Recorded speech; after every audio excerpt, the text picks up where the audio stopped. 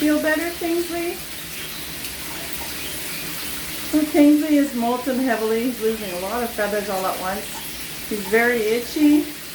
And I gave him a shower, put him in the shower. He's enjoying it.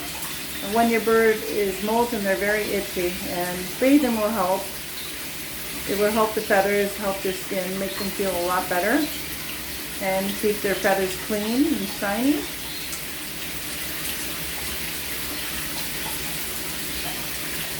There you go, Kingsley. So he has the choice of whether to go right in because the shower head is just aiming on the end of the perch and he's on this side. He's getting a lot of water splashed on him. So I think that's what he likes best. He's still getting a little bit wet, but not, soaked. Whee! Whee! Have a good time, baby. Take a shower.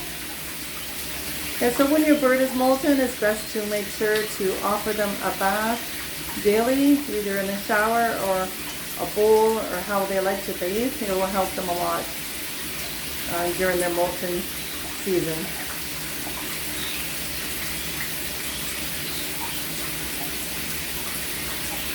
What a good boy.